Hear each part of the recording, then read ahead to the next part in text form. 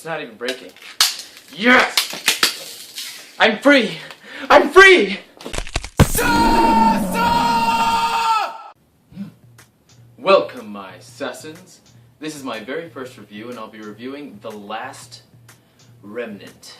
You know, I wish that I could convince you not to play this game in as short a time as possible, just to compensate for how ridiculously long it took me to beat it. Unless you are the hardest of hardcore RPG players, which unfortunately during this game I found out that I'm not. Thought I was. I do not recommend this game to anyone except for those people. Do not buy, rent, or steal it. The primary point that I'm trying to make here is that it's going to waste your time. It's going to waste your time's time. I'm telling you the verdict now so that you don't have to watch anymore if you don't have to.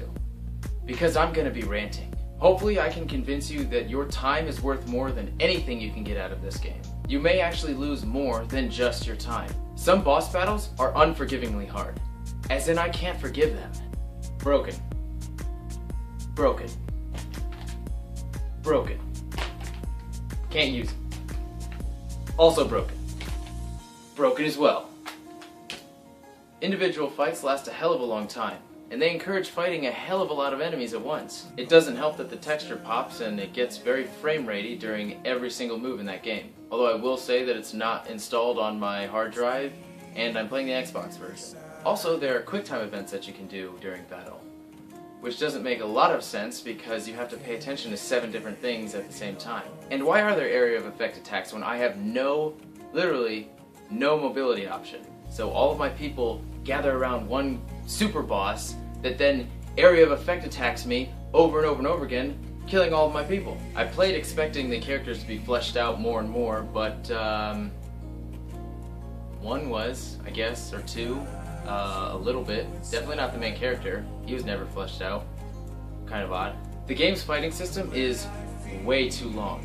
The story is nowhere near good enough, nor frequently enough to keep me invested when I am in a dungeon, get lost, and have to fight enemy after enemy after enemy trying to find my way again. Hours and hours of gameplay. By the time the next story element happens, I've already lost interest. And I can't just skip the dungeon battles because you need to grind in order to beat some bosses. There was a boss battle that I decided I was not going to beat until I'd finished every single side quest in the game, which, for your information, is 2 real-life weeks worth of side quests. After I completed every single side quest, I went back thinking that I was going to murk this foo, but I still barely beat him, and it was luck that I did. Actually, it was mostly luck. Everything in this game is created to consume your time, which, as I said, if you're into that kind of stuff, then be my guest. You've got hundreds of hours worth of gameplay ahead of you. There is a weapon and item crafting system in this game, but they never really explain it, and you are given no hints or clues as to where to obtain any items. Your party members request materials all of the time, and you'll have no idea, out of the entire continent of fields, caves, and dungeons, where to begin to look. The battle system is very customizable, I'll give it that, but you can go through a huge chunk of the game just steamrolling through enemies thinking you're the greatest Pokemon master there ever was, but then you come into contact with one boss who throws a rock at your scissors and you're effed. You've got nothing to do. You'll have to rebuild your team nearly from the ground up. Some masochistic people may be into that sort of thing, but I personally don't think the battle system is well thought out enough or refined enough for me to waste my time trying to figure out all the kinks. Also, and this is a small thing, I know, but something very time sensitive was happening in the story, and I just decided to up and leave and go grind and do some side quests. In the game I had to have come back at least 2 months later, unless the Last Remnant world map is really just a town map, or like a house map. Okay, that does it for my unspoiled rant. Now here's my rant with spoilers in it, trying to explain to you why I thought the story didn't make any sense. So, the main bad guy, the Conqueror, kinda looks like this. Well, you actually find out that he's a Remnant himself, and he's here to fulfill the will of the Remnants. You know, the thing that each civilization is dependent upon and based around in this video game. Everyone agrees. Even the God Emperor, the leader of all of the land, backs the Conqueror. There's a consensus that the Conqueror is supposed to be left alone, for the good of the land. Yet our heroes say, F that guy, I don't like him because he looks bad. For no reason. Seriously, the only reason I could come up with for why they were trying to kill him so badly was because he seemed bad.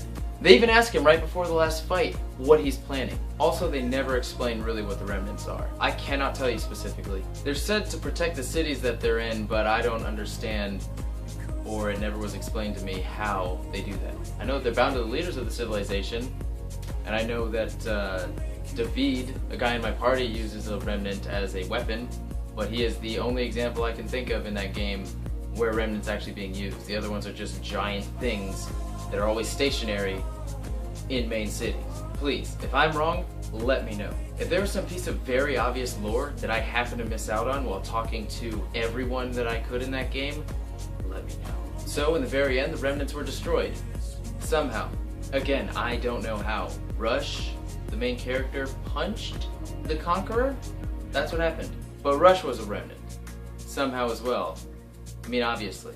Nothing other than some very vague dialogue here and way over there even suggested or hinted at such a nonsensical plot twist. Anyway, so all those super important remnant things are gone now and they live in a normal world that happens to have four-armed cat people, you know, rabbit lizard people, and fish monsters. So if you didn't know already, along with the BGFP, I'm going to start reviewing video games and I'm gonna do Let's Plays. Let me know if there's a game that you want me to review or play. Never play The Last Remnant, but never stop playing video games.